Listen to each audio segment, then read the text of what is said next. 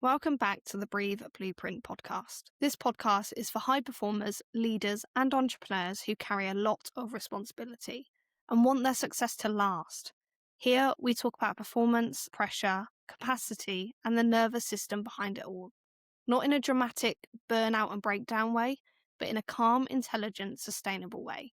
Because real performance isn't about pushing harder, it's about building the internal capacity that allows you to keep going without burning out. It's 4 a.m., your eyes are open, and your mind is already in a meeting. You did not drift awake, you switched awake. 1 second asleep and the next fully alert, running through the client situation, the cash flow, the thing you said in that call, the email you have not sent. You tell yourself to go back to sleep. Your body has other plans, and at some point you either lie there negotiating with the ceiling, or you give up and start the day at 5 with a heart rate that never really came down. If that is your normal, this episode is for you, because the 4 a.m. wake up is one of the most common things high performers tell me about, and almost everyone misreads it. They treat it as a sleep problem. It is almost never a sleep problem. It is a load problem that shows up at night. Let me explain what is actually happening. Through the early part of the night, your sleep is dominated by deep physical restorative sleep. Your body does its heaviest repair in those first few hours, and the pressure to stay asleep is strong. By the early hours, around 3 or 4 a.m., that deep sleep pressure has mostly been spent. Your sleep becomes lighter, and at the same time, your body begins its natural preparation for morning. Stress hormones start their early climb towards waking, the front edge of what scientists call the cortisol awakening response. Now, in a regulator system, none of this wakes you. The morning rise is gentle and you sleep through it. But if your system has spent weeks or months in a heightened state, the maths changes. Your baseline level of activation is already high. So when the natural early morning rise begins, it does not lift you gently towards 7 a.m. It tips you straight over the threshold into full alert at 4. Your nervous system, which has been scanning for threats all day, takes the opportunity of light sleep to get back to work. That is why you wake up already mid-thought. The thinking did not start when you woke. The thinking is what woke you. In other words, the 4 a.m. wake up is your day leaking into your night. A system that never properly stood down during the day does not suddenly learn to stand down in the dark. There are 2 accomplices worth naming because they make everything worse. The first is alcohol. The evening glass or 2 that helps you switch off does help you fall asleep. It is a sedative, but your body clears it within a few hours, and as it leaves your system, there is a rebound. Your sleep lightens, your heart rate rises, your temperature regulation wobbles, and you surface, right around 3 or 4 a.m. If your early waking is worse on the nights you drink, that is not a coincidence, it's a chemistry. We will do a whole episode on this soon. The second is blood sugar. Long gaps without eating, heavy late dinners, or a day run on caffeine and adrenaline can produce a dip in the early hours.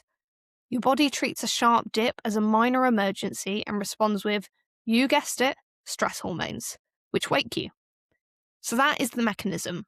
Now the more important question, what is the 4 a.m. wake up telling you? It is telling you that demand on your system is exceeding its recovery, and that your mind is carrying more unfinished load than it can file away overnight. Those racing thoughts are not random. They are open loops, decisions you have not made, conversations you have not had, risks you have not written down anywhere outside your own head. Your brain holds on to unfinished things with remarkable grit, and at 4 a.m. with no distractions, it finally has your full attention. So what do you actually do? 2 halves to this. What to do at 4 a.m. and what to do during the day so 4 a.m. stops happening. At 4 a.m., the rule is simple. Do not fight it. The harm of one broken night is mostly in the panic about it. Lying there calculating how few hours are left, getting frustrated, checking the time again, and that frustration itself is activation, and it guarantees you stay awake. So no clock checking, no phone because light and content are both stimulants. Slow your exhale, make your out-breath longer than your in-breath for a couple of minutes, because the long exhale is one of the few direct levers you have on your own nervous system. If your mind insists on producing thoughts, keep a notepad by the bed and write the thought down in 3 words. You're not journaling. You're telling your brain the loop is captured and it can let go. And if you are still wide awake after 20 minutes or so, get up, sit somewhere dim and quiet, do something boring, and go back when sleep pressure returns. Lying in bed wide awake for an hour teaches your brain that bed is where thinking happens, and that is a lesson you do not want it learning. But the real work happens in daylight, because you cannot have a regulated night on top of a dysregulated day. Close your loops before evening. At the end of the work day, take 5 minutes and write down the open decisions, the worries, and tomorrow's first move. On paper, out of your head. This one habit alone reduces early waking for more of my clients than anything else. Build a descent into your evening. You cannot run at full intensity until 10 p.m. and expect your system to find the off switch at 10:15. The last hour needs to be a downhill slope. Dimmer light, no work inputs, nothing that demands a response from you. Watch the chemistry. Caffeine has a long half-life, so an afternoon coffee is still in your system at midnight. Alcohol buys you sleep onset at the price of a 4 a.m. invoice, and eat properly during the day, because a body running on stress hormones and espresso will send you the bill at night. And keep your wake time consistent, even after a bad night. Sleeping in to compensate feels kind, but it unanchors your body clock, and that rhythm is the thing we're trying to rebuild.